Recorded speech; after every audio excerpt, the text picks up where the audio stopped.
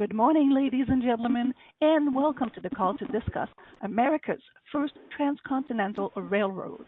At this time, note that all participant lines are in a listen-only mode. Following the presentation, we will conduct a question-and-answer session. And if at any time during this call you require immediate assistance, please press star zero for the operator. And I would like to turn the conference over to Luke Nichols. Please go ahead. Good morning. Please note that during today's call, we will make certain forward-looking statements within the meaning of the Safe Harbor provision of the Private Securities Litigation Reform Act of 1995. These statements relate to future events or future performance which are subject to risks and uncertainties and may differ materially from actual results. Please refer to both Norfolk Southern Corporation's and Union Pacific Corporation's annual and quarterly reports filed with the SEC for a discussion of those risks and uncertainties we view as most important.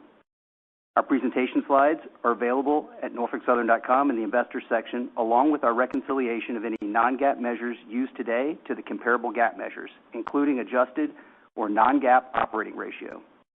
Please note that all references to our prospective operating ratio today will be provided on an adjusted basis. A brief question and answer session will follow the formal presentation. Starting the presentation on slide 3, I'll now pass the call over to Norfolk Southern President and Chief Executive Officer, Mark George. Well, good morning, and thank you for joining us on today's call. As you saw from this morning's announcement, the focus of today's NS earnings call has changed. Today is a historic day for America, with the announcement of our country's first transcontinental railroad. I'm actually in Omaha, Nebraska this morning, and I'm pleased to be joined by Jim Vena, Union Pacific's Chief Executive Officer, Jennifer Heyman, the CFO, Jason Zampi, Norfolk Southern Chief Financial Officer. So let me ask Jim to start the call by laying out our vision. Thank you, Mark. On behalf of Union Pacific Board and leadership team, I am honored to be with you today to discuss our agreement to combine Union Pacific and Norfolk Southern in a combination valued at over $250 billion. This is a historic, transformative moment for our companies, our customers, and our great nation. Together, we will create America's first transcontinental railroad. With this transaction, we will generate significant value for our stakeholders and for all Americans. It builds upon President Abraham Lincoln's vision of a transcontinental railroad from nearly 165 years ago and will usher in a new era of American innovation. Union Pacific and Norfolk Southern are two of the strongest operating railroads in the U.S., with a combined 360 years of franchise history. Generations of railroaders at both of our companies have helped build America into what it is today. And today's railroaders will demonstrate that there's no better combined team to deliver America's first transcontinental railroad. I ask you to turn to slide 4. Lays out how this new seamless single-line service supports U.S. growth. Railroads are the backbone of the U.S. economy. We power industries, connect communities, and deliver the materials that build homes, grocery stores, factories, and cities. You name it, and the railroad likely moved it. Moving freight safely, efficiently, and affordably keeps American manufacturing competitive and neighborhoods growing. To that end, the United States has the best freight transportation system in the world, and this transaction will make it even stronger. A transcontinental railroad is the right next step toward achieving that goal. Combining Union Pacific and Norfolk Southern to unite the nation from east to west transforms the U.S. supply chain and transportation landscape. Our single-line service will create new routes and increase access across this nation, making freight rail transportation a cost-effective option for more American shippers. By eliminating interchanges, customers' products will reach their destination faster. Increased speed and reliability combined with lower freight costs per mile makes rail a more attractive option than truck. And with improved service reliability, we will lower our customers' inventory and equipment costs with reduced cycle times. The impacts of this transaction for American communities can't be overstated. Our merger will reduce highway congestion and road maintenance burdens on American taxpayers. One intermodal train removes more than 550 trucks from the highway and is 75% more fuel efficient than truck. We pay to maintain our networks with focused infrastructure investment to support long-term growth and the safety of our operations. Together, This will enhance supply chain reliability, support the industrial renaissance, and make U.S. manufacturing more competitive and accessible. Rail investments have a broad impact on economic development and job creation. Importantly, Union Pacific and Norfolk Southern are aligned.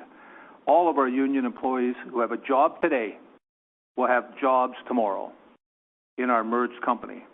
And a company that is growing its business and spurring economic development creates even more jobs. The ultimate impact of investment in our combined company infrastructure, talent, and technology will be immense for American communities and businesses nationwide. Union Pacific and Norfolk Southern are committed to finding new ways to drive growth, benefit customers, and enhance rail safety and competitiveness. I could go on, but I'll pause and ask Mark for his perspective on this historic transaction. Mark? Thanks, Jim. It is a historic day, not just for our companies, but for our industry, our country, and all of our stakeholders. This combination brings together two teams with a shared commitment to advancing our nation's economy, connecting people, strengthening our communities, and building a stronger, more competitive America. Both Norfolk Southern and Union Pacific have been an integral part of our country's growth for generations. With this transaction, we will extend Norfolk Southern's rich, nearly 200-year history alongside Union Pacific, unlocking new opportunities for our customers in our next chapter. We've strengthened our operations and have been disciplined in the execution of our strategy, running an efficient network, improving processes, and driving excellence. We're championing safety and continuous improvement at every level and have fostered the discipline to continue delivering a service product that's not only competitive, it's compelling for our customers. And with the leaders we have and processes we're instilling, we are now demonstrating network resilience in the face of challenges. In these efforts, they have led us to today, a turning point for the industry that's only possible because of the Thoroughbreds team, commitment, strength, and belief in our mission. I'm so proud of everything we've accomplished, and I want to commend our dedicated leadership team and our whole organization, for they've all done wonderful things to deliver results. By joining together with Union Pacific, this transaction will allow us to build on the momentum that we've created and to really create America's true first transcontinental railroad, delivering more for our customers, our shareholders, our people, and the communities we call home. The ability to deliver for all our stakeholders simultaneously was central to my initial conversations with Jim.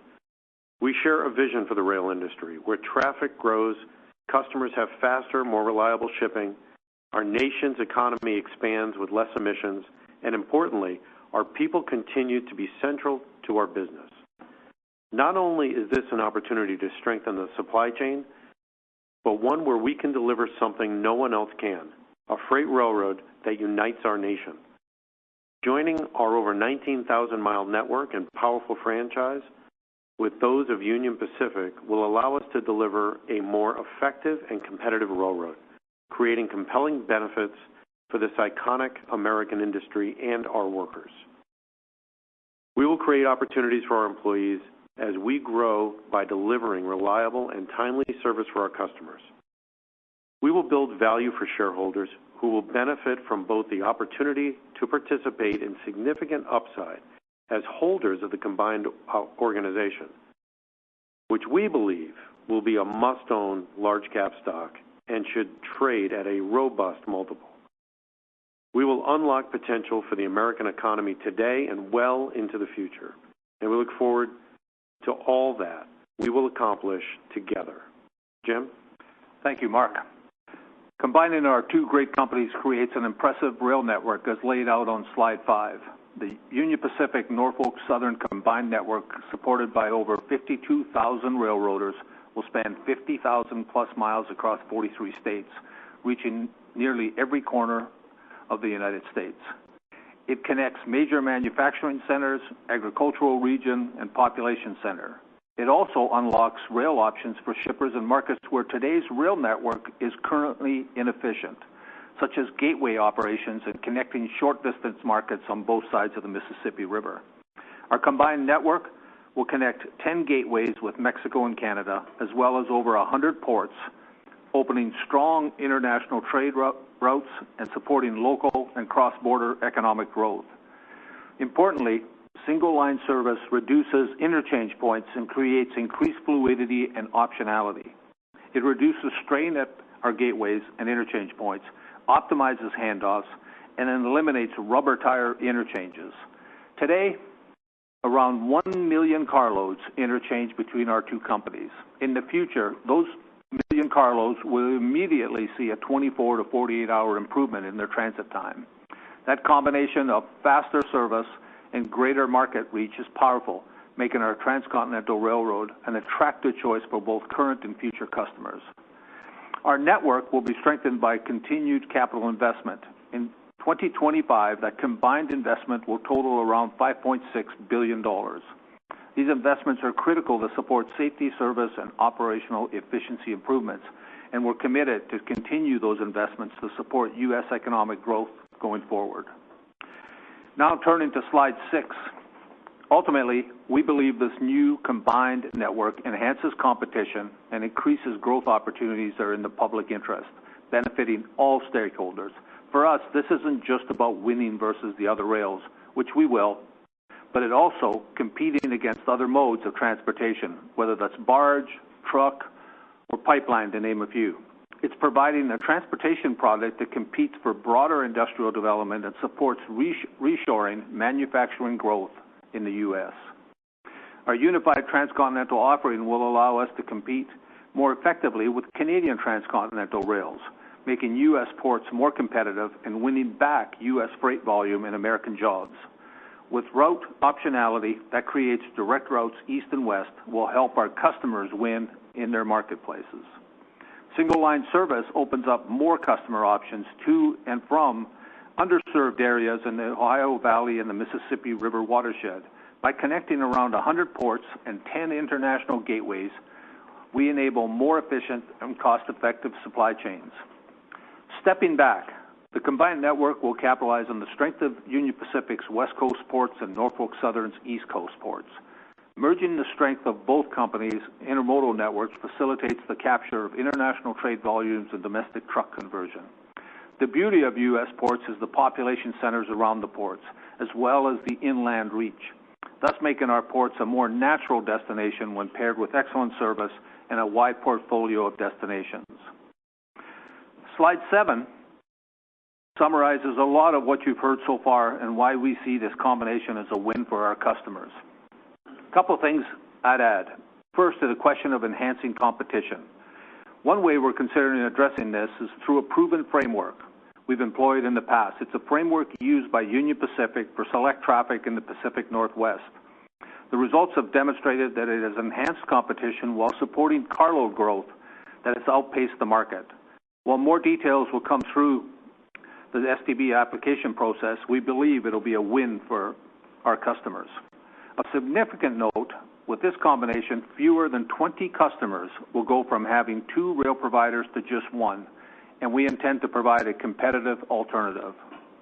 Second, the deployment of state-of-the-art technology like Union Pacific's net control and CADX systems, along with Norfolk Southern's advanced algorithms that drive digital train inspection, will create a safer, more efficient overall network while enhancing customer experience through shipment visibility and tracking.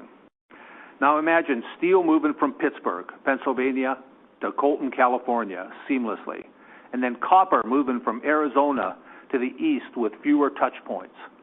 Increased speed and better customer tracking capability. The possibilities are endless and only increases my excitement about what's possible. I'll now hand it over to Jason to transition the conversation to the financial aspects of the deal. Jason? Thanks, Jim. This proposed combination creates both scale and balance, as laid out on slide 8. Based on 2024 pro forma results, our combined company has revenue of $36.4 billion, EBITDA of roughly $18 billion, and an operating ratio of 62.1%. This scale, combined with operational discipline, positions us to capture greater value as rail demand continues to grow. And specifically with the combined operating ratio, there's clearly room for continued improvement. Together, UP and NS handle more than 14 million carloads a year across numerous business lines within our industrial, bulk, intermodal, and automotive segments. You've heard both companies talk separately about how this diversity helps us navigate the ups and downs of economic cycles. This merger only increases our combined company's ability to weather any storm. Importantly, this isn't just about being a bigger railroad. It's about being a better railroad, one that is more efficient and creates more value for our customers. Now, I'll turn it over to Jennifer to walk through the financial opportunity our proposed combination creates. Jennifer? Thank you, Jason, and good morning. Slide 9 provides a one-stop shop for the transaction details. Jim has already touched on a few of these points, but let me highlight that under the proposed terms, Norfolk Southern shareholders will receive 1 share of Union Pacific stock and $88.82 cash for each Norfolk Southern common share. This represents an $85 billion headline value based on Union Pacific's July 16th unaffected closing price and a 25% premium to Norfolk Southern's 30 trading day volume-weighted average price. In terms of the roughly $20 billion cash portion required for the transaction, I should point out that there will be no voting trust, so no funding will occur until the transaction closes. At close, we will fund that through a combination of cash we generate between now and closing, as well as issuance of debt. As part of that, both Union Pacific and Norfolk Southern have suspended share repurchases, but will maintain their respective dividends. For that premium, we are creating a transcontinental railroad that unlocks $2.75 billion in synergies, as illustrated on slide 10. We see a clear path to achieving these annualized synergies in the third year post-close, represented by both revenue growth and productivity. On the revenue side, synergies of $1.75 billion will be heavily driven by modal conversion, as single-line service makes rail more competitive versus truck. As Jim laid out, lanes such as the Pacific Northwest to the watershed and Southern California to the Ohio Valley provide great opportunities to win new business. Beyond intermodal, we see opportunities such as finished vehicles moving nationwide, food and beverage shipments traveling west to east, industrial chemicals moving from the Gulf to eastern markets, and tires and steel rod moving east to west. As you saw on slide 8, both companies bring a diverse business mix to this transaction, which gives us a wide aperture to pursue growth opportunities. Cost synergies of $1 billion will result from improved safety and efficiency through shared best practices, reduction of material costs, enhanced asset utilization, routing efficiencies, and rationalization of back office costs. For example, through just the optionality of single-line service will increase locomotive productivity and generate fuel savings through less idle time at gateways. We'll gain workforce productivity through fewer car touches, as well as driving the culture of operational excellence across an expanded footprint. To support these cost synergies, we expect to spend roughly $2 billion in incremental capital to integrate the networks. Finally, the deployment of state-of-the-art technology from both rails will create a safer, more efficient overall network. Looking then to slide 11, this transaction yields very compelling financial profile for the combined company, as the $2.75 billion in synergies achieved by year 3 represents more than $30 billion of value creation.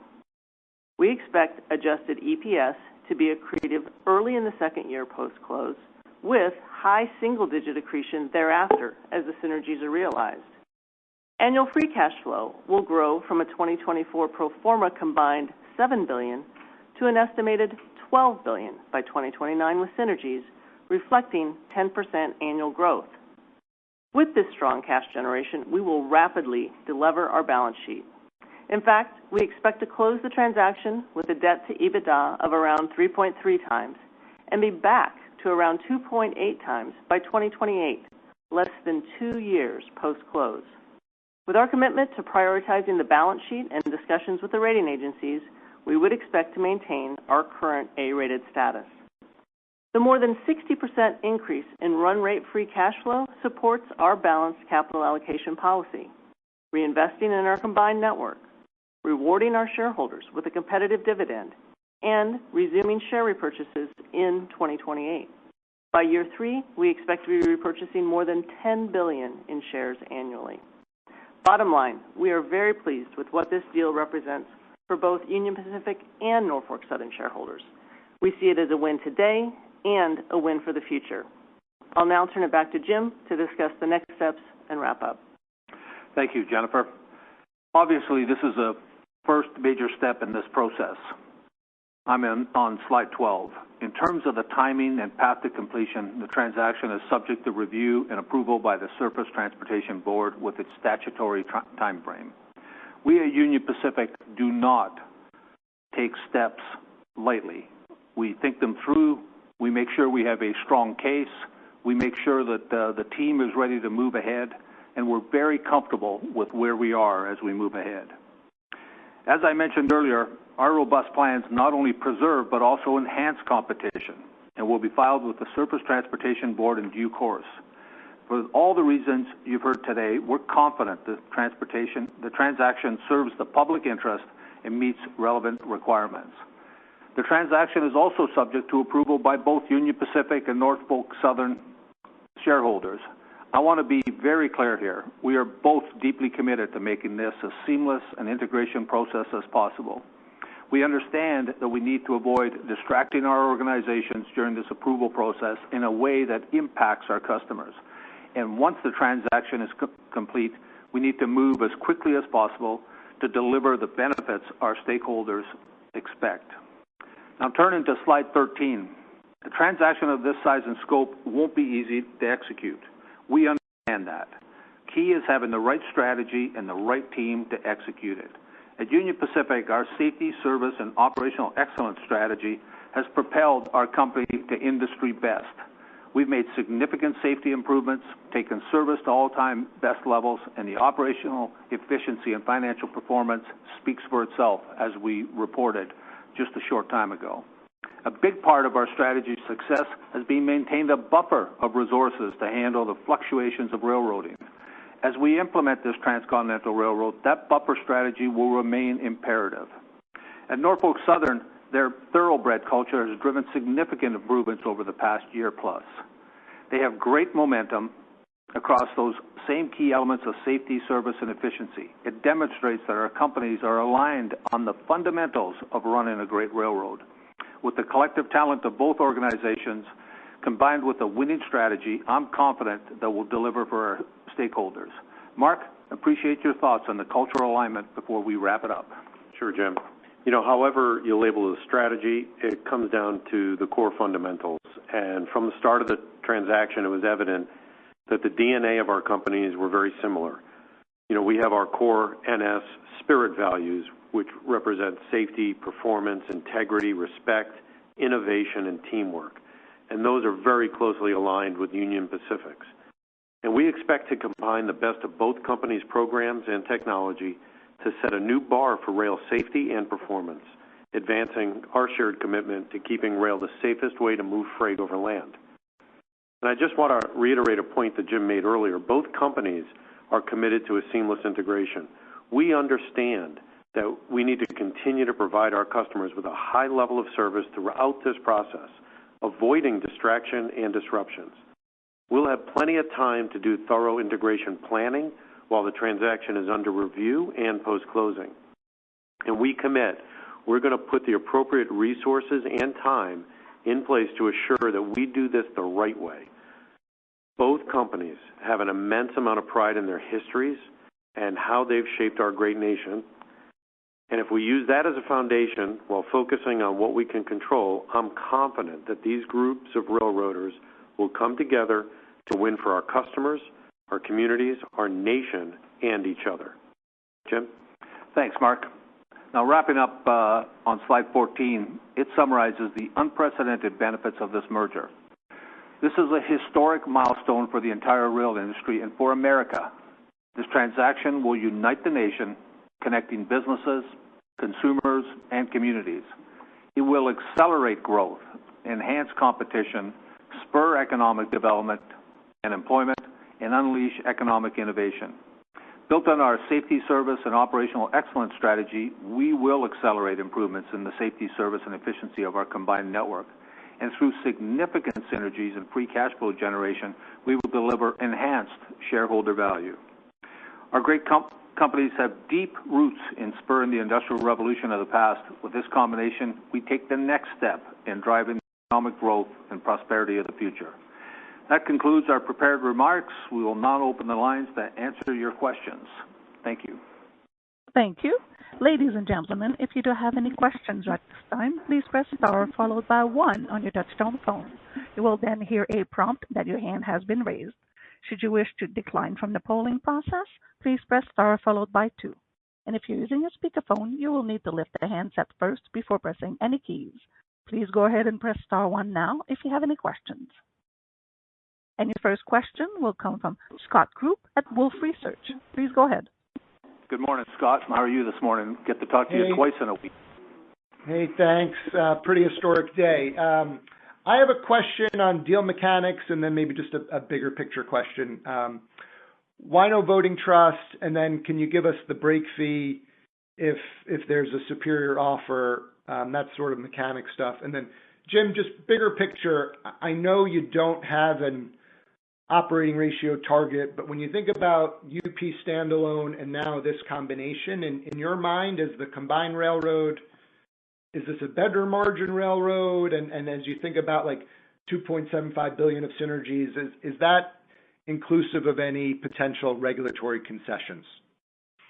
Well, Scott, listen, thank you very much. I'll answer the second question in a minute, but I'll pass it over to Jennifer. You can talk about the breakup fee and why no voting trust. Yeah, so I'll start with the voting trust, Scott. You know, we actually believe that a voting trust would complicate and potentially delay the transaction. So we want to go to the STB with a fully developed merger application that allows us to really lay out the fundamentals of this merger and provide all the necessary detail that supports our position that this will not only enhance competition, but is absolutely in the public interest. And so, you know, again, with the time frame relative to regulatory approval, we also think it's in the best interest to not fund it fully 2 years before we would have to, which would obviously be required as part of the voting trust. In terms of the deal and the breakup fee, it is $2.5 billion is what's set for that. Certainly we don't expect to be invoking that. We're very confident in this transaction.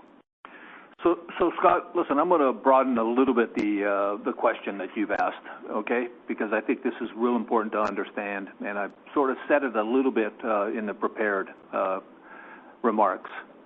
So when I came back to work at the Union Pacific after I was away for a sabbatical for a short time, I came back with a list of things. I carry around a black folder that I put my thoughts in on the back of it. And before I showed up, I said to myself, you know, there's something missing in the United States of America, and that is truly a transcontinental railroad. And we limit the capability of customers and manufacturing and supply chains in the U.S. because of the handoffs and what we do.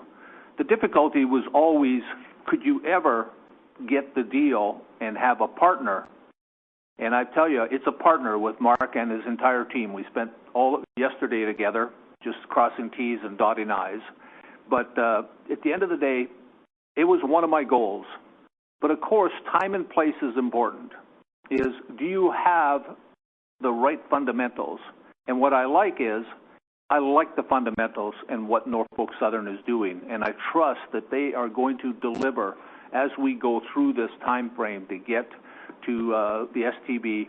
And the STB, if they look at it, which I think they will, in a very systematic, is it better for customers? Is it better for the country? Is it better to help people win in the marketplace? They'll approve this. We're very confident of that, or we wouldn't have taken the step. So, you know, Mark and I had a little discussion. I always had it on the list of things to do, and we started the ball rolling. And when I look at how we got here, you need to make sure that the fundamentals of both railroads are in the right place. And I'm telling you, the fundamentals I know, and I spoke about in Norfolk Southern, are in the right place. The fundamentals for Union Pacific are also in a great place. We have a strong team. right across the board, and you need that and make sure that you have it. I'm very comfortable with Jennifer, who's sitting next to me, with Eric, with Kenny, and Mark is absolutely, and I'm going to ask him to jump in and give his view of this in a minute. So we have the right team. Then at the end of it is, where are we? Time and place, does this make sense? And we are absolutely sure that when everybody stops and thinks about this in a logical, fundamental pattern, it is compelling. It's a case that's compelling for us to move ahead. Now, you asked me about OR. I don't give OR.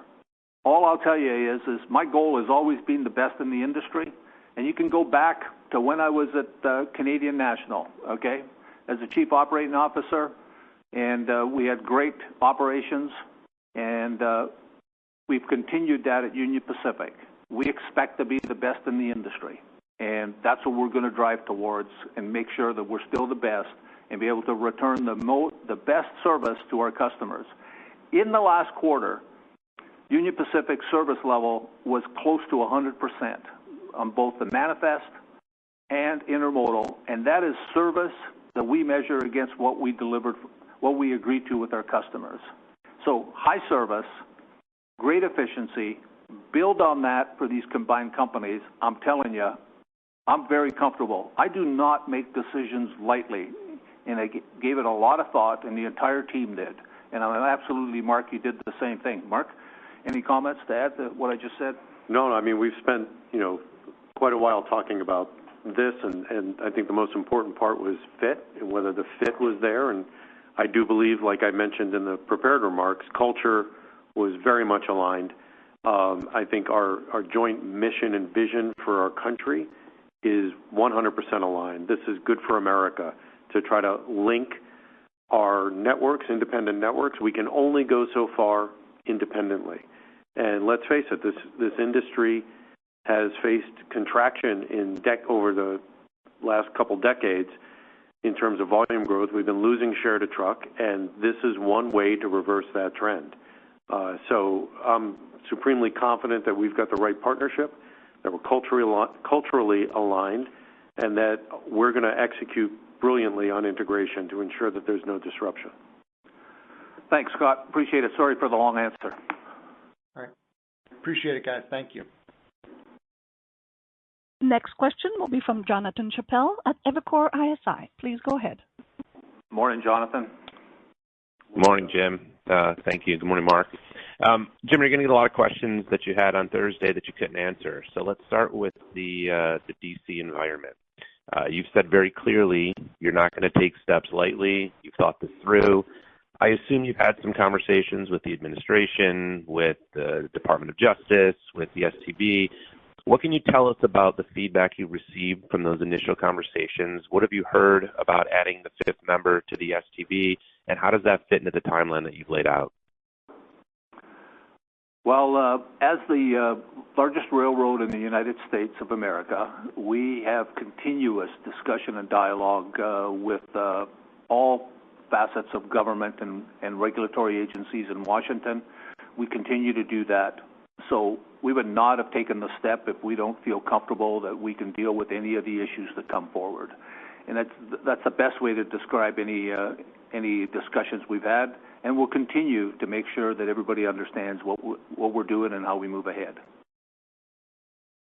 Do you know anything about the fifth member, the timing there? No, you probably know more than me on that. So if you know something, let me know. I think there's quite a backlog of nominees, so it may take a little bit of time. That's kind of what we're hearing, but... Thank you very much. Mark. Thanks, Jim. Thank you. Thank you. Next question will be from Brian Asenbeck at J.P. Morgan. Please go ahead. Morning, Brian. Morning, Brian. Hey, good morning. Good morning, guys. Jennifer and Jason as well. Thanks for taking the questions. Congrats on the announcement today. Wanted to ask a little bit more about the strategy to grow and enhance competition. So I guess two parts. First one, do you have a view on intermodal service combining these two networks? Is it still something where you need IMCs? Will you rely more on your rail-owned boxes? And then The second one, I guess, is really thinking through the approval process. How are you going to be able to come up and prove and quantify, that these benefits are achievable through a merger and not through some other means? Thank you. Well, listen, you know what, Mark, why don't you start on the intermodal? You guys do a spectacular job of that, and you guys, I'm always envious when I look at how well you guys have done in that. So why don't you talk about the intermodal piece? Look, here's an interesting thing. With our interchange with UP today, 95% of our interchange is over 2,000 miles, meaning only 5% is under 2,000 miles. We see an enormous opportunity to grow in lanes where we would be in that 1,000-mile or 1,500-mile range. So that's just one example, and that kind of touches upon the entire watershed story. So again, you've got this interference in the center of the country with these interchanges that creates friction. And you've got 500-mile moves, 1,000-mile moves on each side of the Mississippi. And when you're going from west of it to east or east to west, rail is never even contemplated because it's just too much hassle, too much extended time, and frankly, too much cost. So these are the areas where we see tremendous growth. And, that's part of what you see in the revenue synergy numbers. So we're supremely confident as we look at the growth, and I think Jim would tell you the revenue synergies here we're supremely confident in. You bet. What I could add, Scott, if you had a case where we was not thought through and was not compelling, you'd have a hard time being able to get anything done. When we look at what this combination delivers, it delivers truly better service for our customers. Think about this.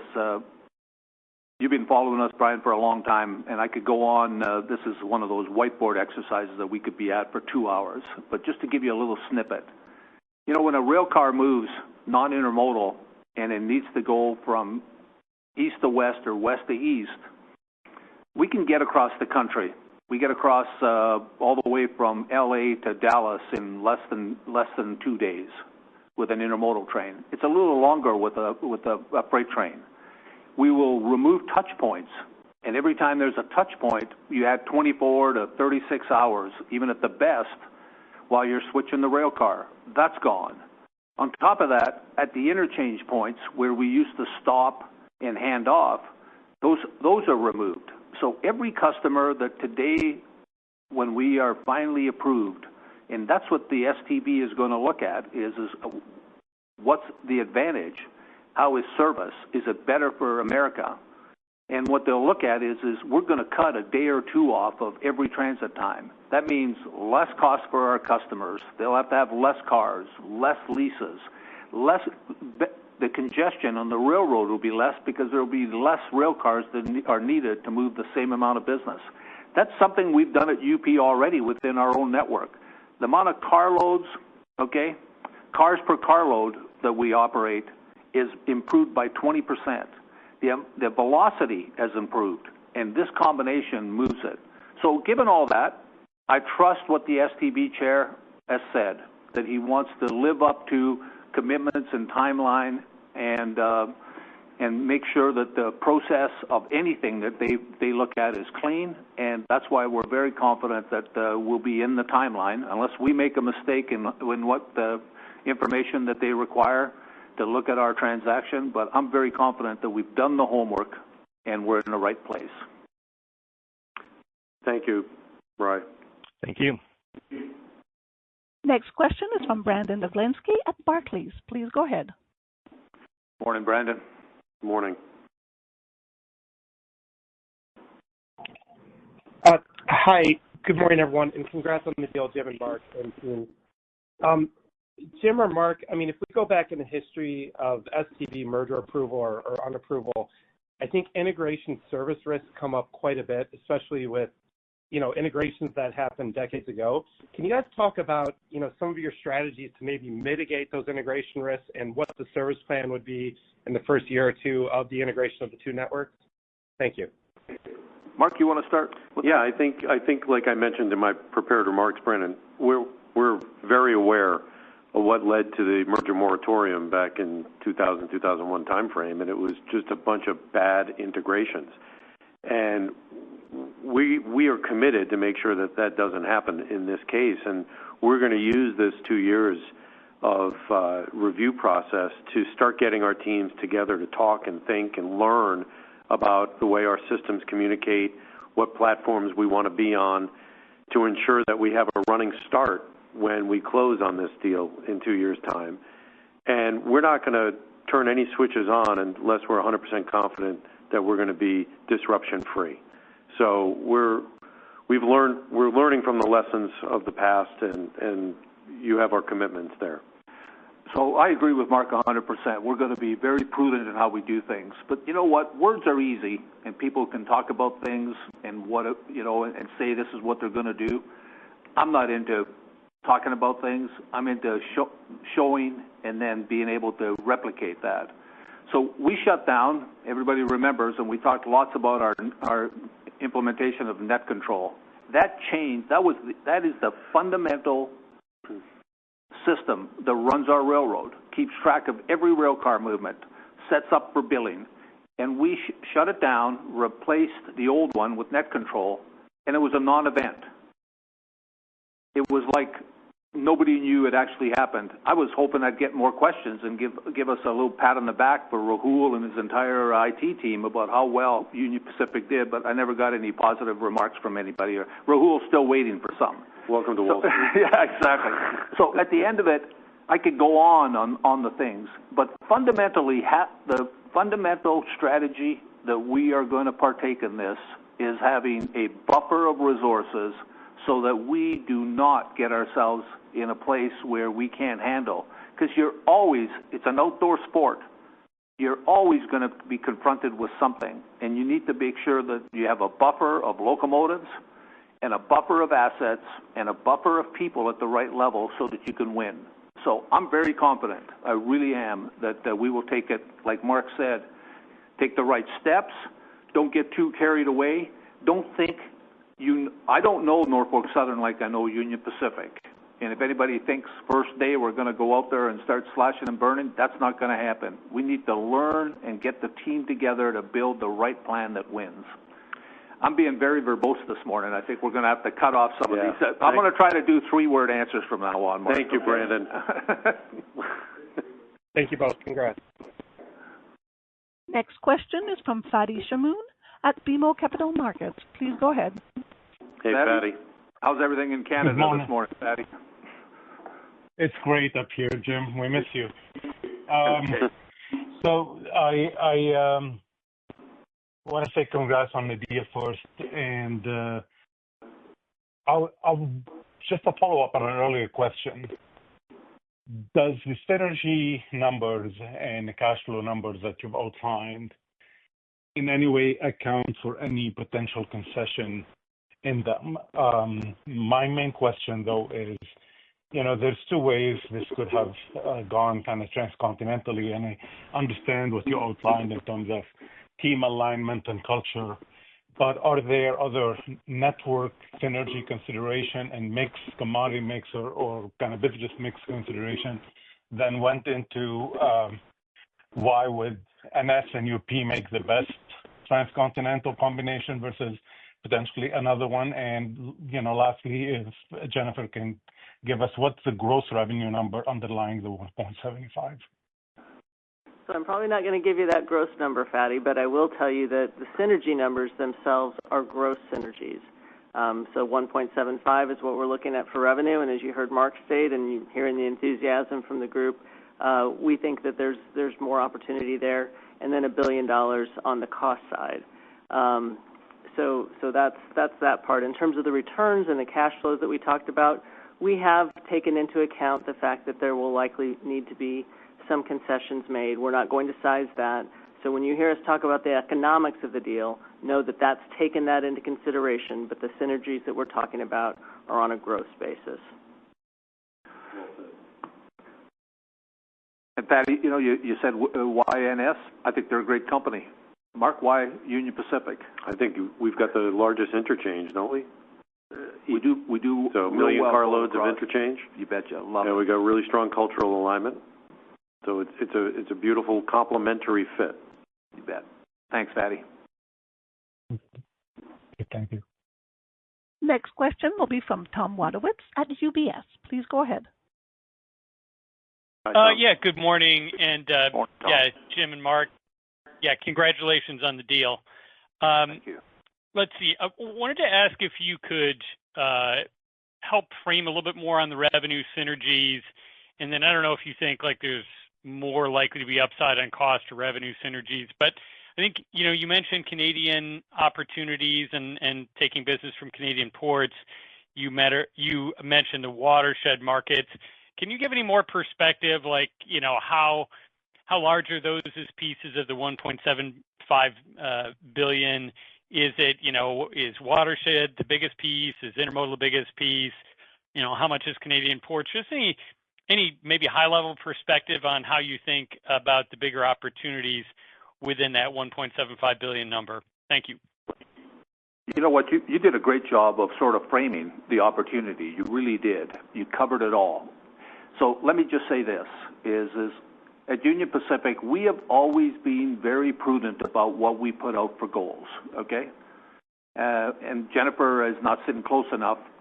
She's worried that I'm going to say blow by. So I'm not going to say blow by. But what I will say is we're prudent on what we see for revenue synergies.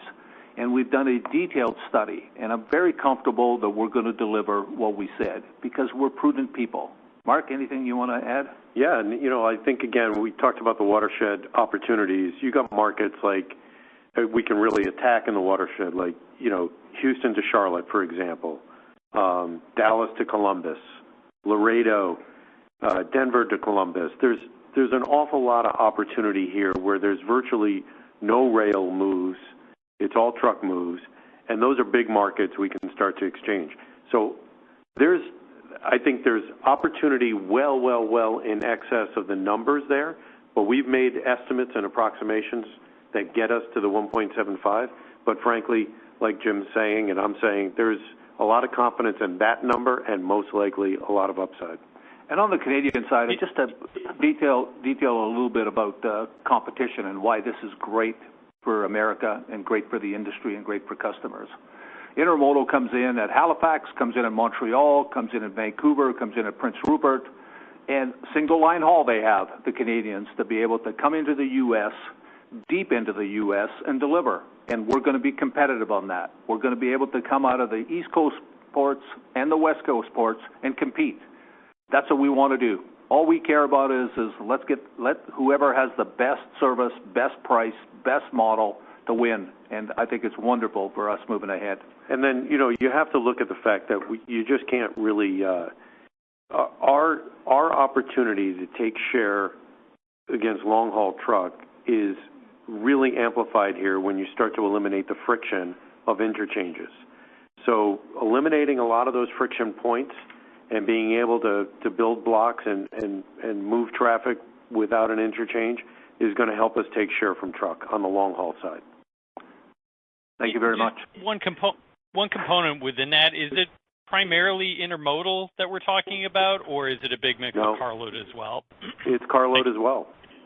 Yeah, it's carload as well. Absolutely. Absolutely right. That's why we described the touch points. Yep. Yep. Okay. Thanks, Tom. Thank you. Thank you. Next question will be from Jason Seidel at TD Cowen. Please go ahead. Thank you, operator. Jim, Mark, and team, congratulations. Wanted to dive a little bit more into the synergy side of things and talk about the conversions. Clearly, the rail industry has lost share to the truck market over the last couple of years. How much has been lost, at least in your estimation, in the longer length haul lanes?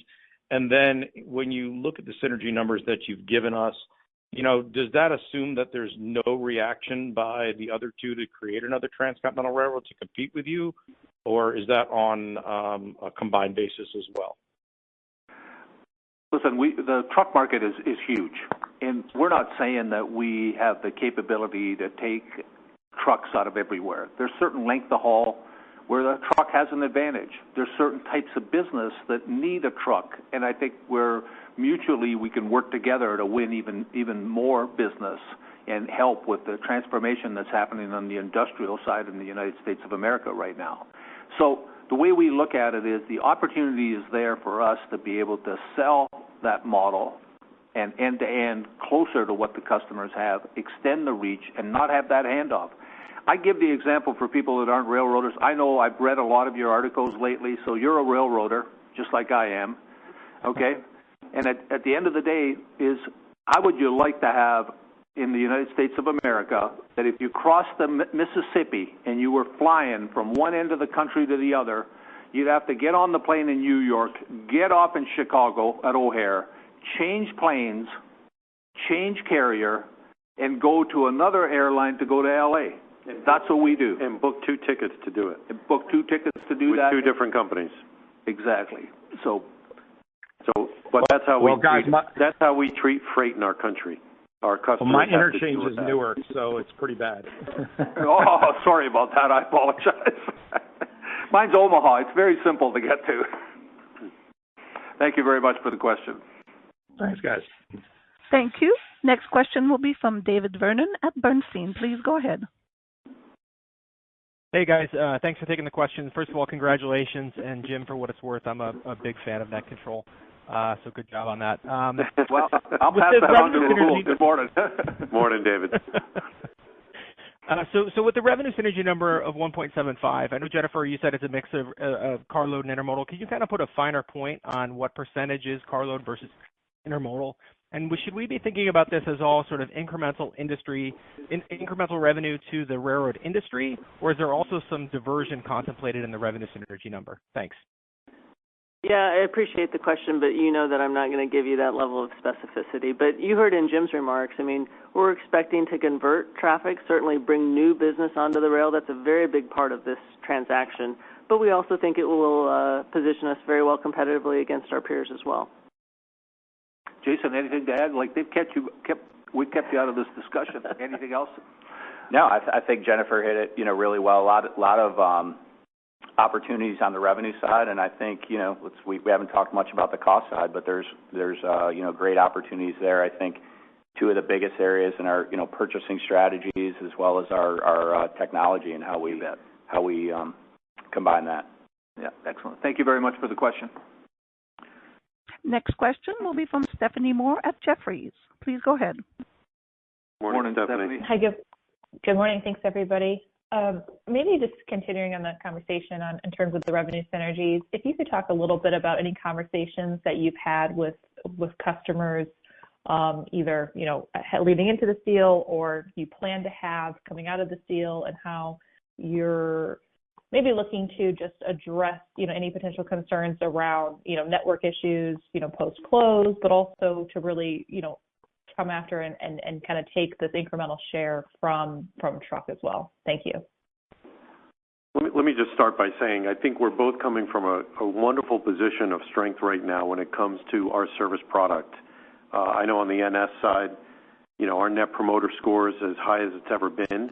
Our customers are quite pleased, and I know we hear the same thing on the UP side with regard to customer satisfaction. So I think that customers generally are going to feel as though this is going to provide them more opportunity to leverage that good service product that they've been receiving and give us more share going forward.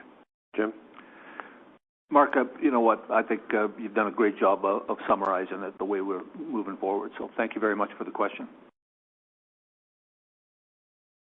Next question will be from Bascome Majors at Susquehanna. Please go ahead. Morning, Bascome. Morning, Bascome. Good morning.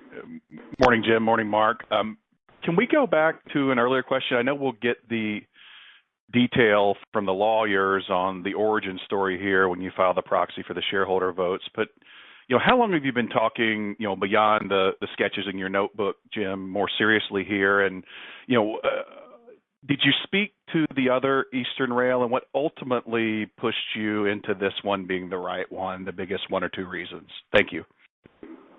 Well, I tried to clear this up at the very start about how all this started, but Bascome, we have been talking, And our board, and I'm absolutely sure, and Mark can jump in here, our board, when we started to talk about this internally and what we saw, the benefits for customers, benefits on service, and benefits for America, my board really went through it in detail to make sure that we were doing the right thing for Union Pacific. And we wanted to also make sure that whoever our partner was the best partner for us, that we saw the best capability moving forward. And that's what we've done. And it took months, not years, but it took months from when we first talked. And I give Mark credit. He came in for a top-to-top, and he said, how, growth, and what do you think? And that sort of spurred something that we already had. So we're talking months away. And when we started to work through, I'm not going to get into any detail about any other conversations with anybody. That's just not the way a business should be handled. But we worked through this, Mark and I, hand in hand, and their boards and our board, and we've had a lot of discussions about this to get it to the finish line. It's amazing how much, even with a small team, well, I guess maybe a little larger team than I thought originally that we had on it, that it didn't matter. As soon as we said something the last couple of weeks, something would come out. So we needed to move fast, which we did. Mark, anything you want to add? No, that's you nailed it. Okay, thank you very much. Thank you, Pascal. Next question will be from Walter Spracklin at RBC Capital Markets. Please go ahead. Yeah, thanks very much. Good morning, everyone. Congrats on the deal. I want to start with the CapEx question. I know you mentioned your run rate for free cash flow. Can you give your implied annual CapEx run rate that drives that free cash flow? And Jennifer, did you say $2 billion in one-time CapEx to achieve the 2.75 in synergy? I guess my question there is where are the pass-through points here, and how much investment has to be made for you to avoid Chicago or push through within Chicago or not Chicago at all? Is there short lines that you're contemplating to make that more fluid? Just curious as to the level of project investment that would be required to increase the connectivity between the two companies.